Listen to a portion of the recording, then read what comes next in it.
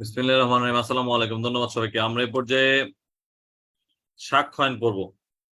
আমরা দেখতে পাই সাক্ষ্য আইনের ক্ষেত্রে ইতিমধ্যে আমরা পঞ্চম অধ্যায় সম্পন্ন করেছি। গত ক্লাসে আমরা ষষ্ঠ অধ্যায় শুরু করেছিলাম। দালিলিক সাক্ষ্য দ্বারা মৌখিক সাক্ষ্য বর্জন। দালিলিক সাক্ষ্য দ্বারা মৌখিক সাক্ষ্য বর্জন। আমরা এই 91 থেকে 100 ধারা পর্যন্ত ষষ্ঠ অধ্যায় বর্ণিত আছে। এই ষষ্ঠ অধ্যায়ের বিবেচ্য বিষয় আমরা কি পড়লাম এখন? দালিলিক সাক্ষ্য দ্বারা মৌখিক সাক্ষ্য বর্জন। একটু ঠান্ডা মাথায় শুধু শুনেন, ডোন্ট ওয়ারি ফর দ্যাট। ঝামেলা থাকবে, কষ্ট থাকবে, সমস্যা থাকবে, তথাপিও জীবনকেও আগে নিয়ে যেতে হবে, এটি তো স্বাভাবিক।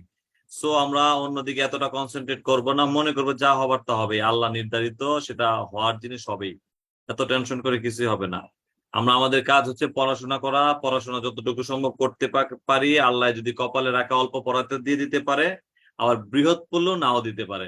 সো আমরা তাওয়াক্কাল তো আল্লাহ, আমাদের মতো আমরা চেষ্টা করব। ধন্যবাদ সবাইকে। যা বলতেছিলাম, এই সাক্ষ্য আইনের ক্ষেত্রে ষষ্ঠ অধ্যায়টা একটু কষ্টসাধ্য বিষয়, তাই নয় কি?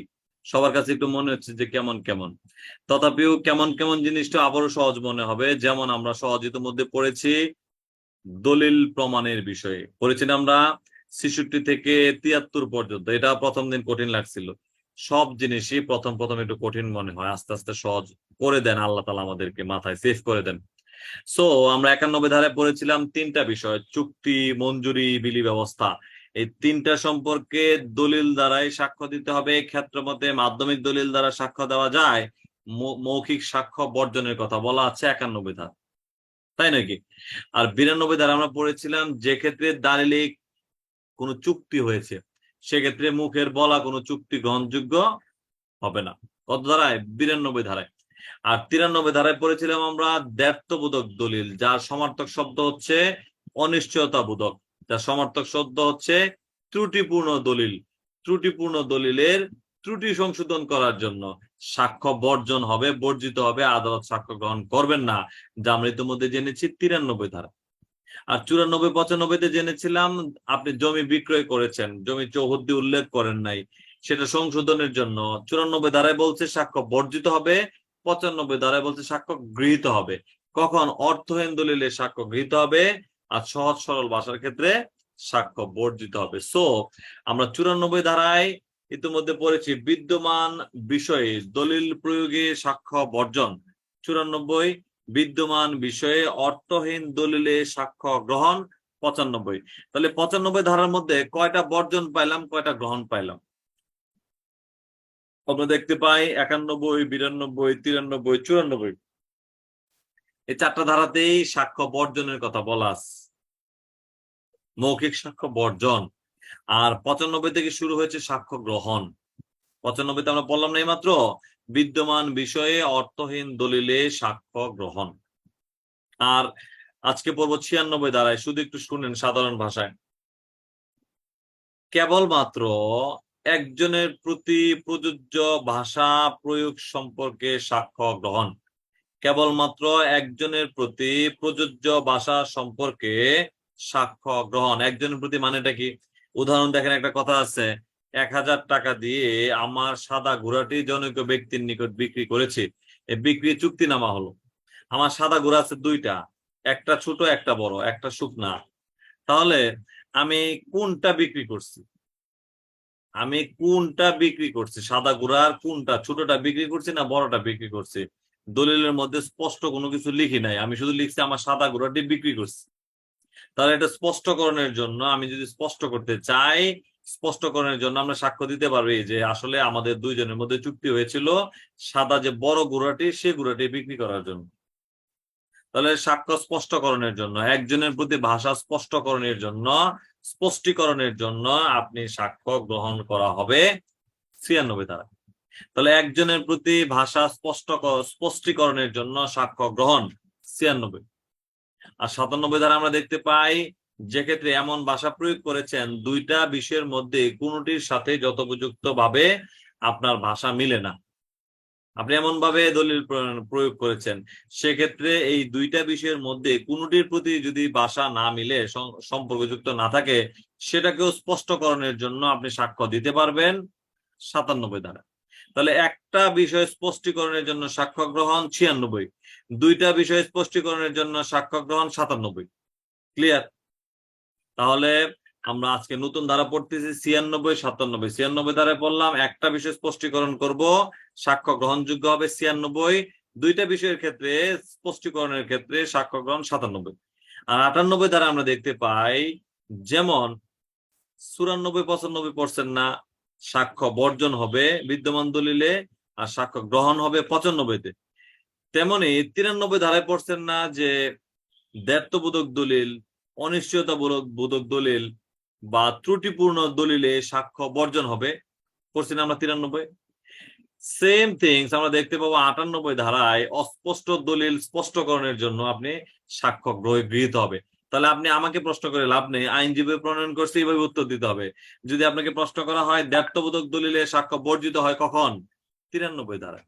আর যদি বলা হয় অস্পষ্ট দলিলে, অস্পষ্ট দলিলে সাক্ষ্য গ্রহণ কত ধারায়, 98 ধারায়। বুঝতে পারছি কিনা? অস্পষ্ট দলিলটা কেমন, আমরা যদি একটু ভিন্ন দিকে তাকাই, খেয়াল করবেন সবাই। ফৌজদারি কার্যবিধি আইনের 369 ধারা আমরা দেখি, কোন আদালত রায় দিলে করণিকের ভুলটাই কেবল সংশোধন করতে পারেন, ওই আদালত অন্য কোন রায় সংশোধন করতে পারেন না, রায়কে পরিবর্তন করতে পারেন।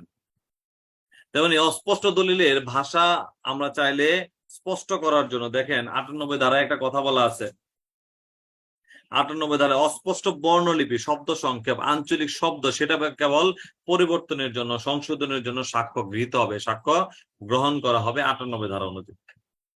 তাহলে কেবলমাত্র একটা বিষয়কে স্পষ্টীকরণ করার জন্য সাক্ষ্য গ্রহণযোগ্য হবে 96, দুইটা বিষয়কে স্পষ্টীকরণ করার জন্য সাক্ষ্য গ্রহণযোগ্য হবে 97, অস্পষ্ট দলিলে বর্ণ স্পষ্ট করার জন্য সাক্ষ্য গ্রহণযোগ্য হবে 98।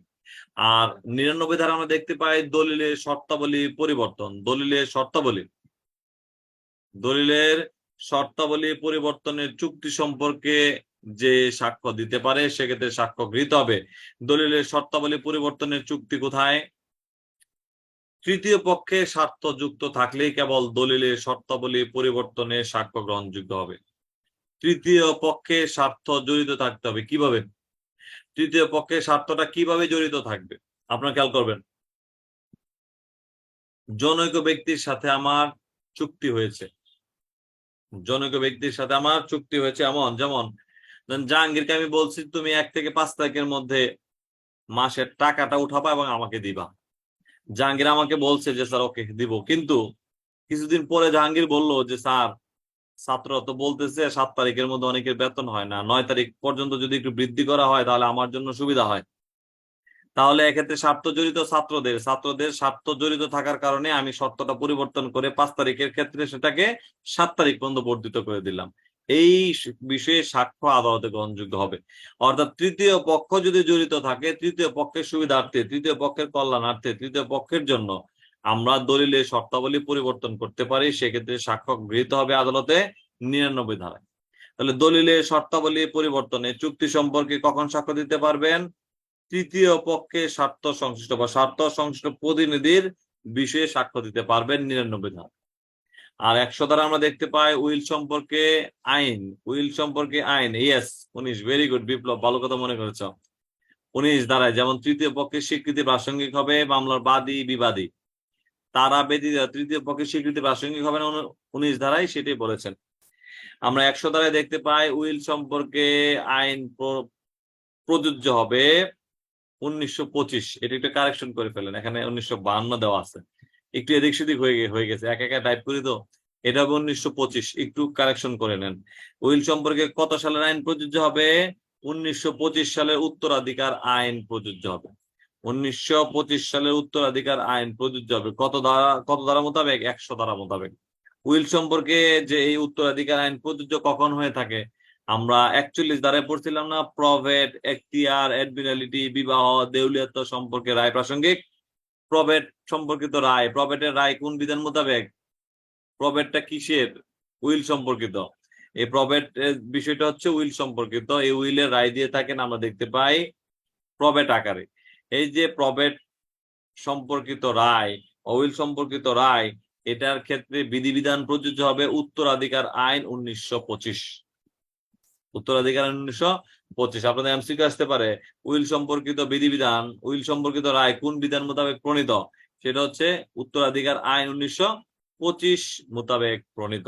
তাহলে আমরা আজকে কি কি বললাম, একটু পিছন থেকে যাব। আজকের পড়াটা কি পড়েছি? 96 ধারায় একটি বিষয়কে স্পষ্টীকরণ করার জন্য সাক্ষ্য গ্রহণ 96, দুইটি বিষয়কে স্পষ্টীকরণের জন্য সাক্ষ্য গ্রহণ 97, অস্পষ্ট দলিলে স্পষ্ট বর্ণলিপির জন্য সাক্ষ্য গ্রহণ 98, পাশাপাশি দলিলের চুক্তি পরিবর্তন করা যাবে তৃতীয় পক্ষের স্বার্থ জড়িত থাকলে 99, উত্তরাধিকার আইন প্রযোজ্য হবে উইল সম্পর্কিত বিষয়ে 1925 সালের উত্তরাধিকার আইন প্রযোজ্য হবে উইল সম্পর্কে 100 ধারা।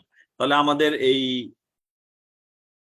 ষষ্ঠ অধ্যায়ের যে বিবেচ্য বিষয় দালিলিক সাক্ষ্য দ্বারা মৌখিক সাক্ষ্য বর্জন, এখানে আমরা ধারা পাইলাম 91 থেকে 100 ধারা পর্যন্ত।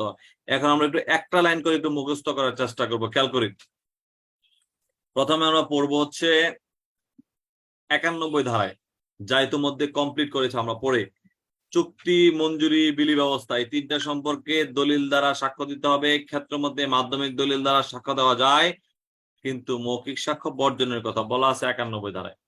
যে সম্পর্কে দালিলিক কোনো চুক্তি হয়েছে সে সম্পর্কে মৌখিক কোনো চুক্তি গ্রহণযোগ্য নয় 92 ধারায়। পাশাপাশি আমরা 93 ধারায় জেনেছি দ্ব্যর্থবোধক দলিল, অনিশ্চয়তা বোধক দলিল, পাশাপাশি ত্রুটিপূর্ণ দলিল সম্পর্কে আপনি স্পষ্টীকরণ করতে চাইলে আদালত সাক্ষ্য বর্জন করবে 93 ধারায়।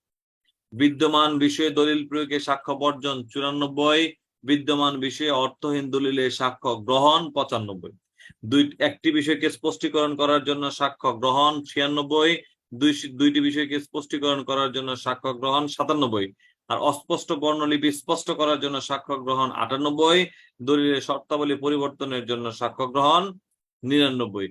আর 100 ধারা আমরা পড়লাম উইল সম্পর্কে উত্তরাধিকার আইন প্রযোজ্য হবে 1925। ধন্যবাদ সবাইকে। আমরা এখন প্রশ্নোত্তর পর্বে যাবো। আসসালামু আলাইকুম।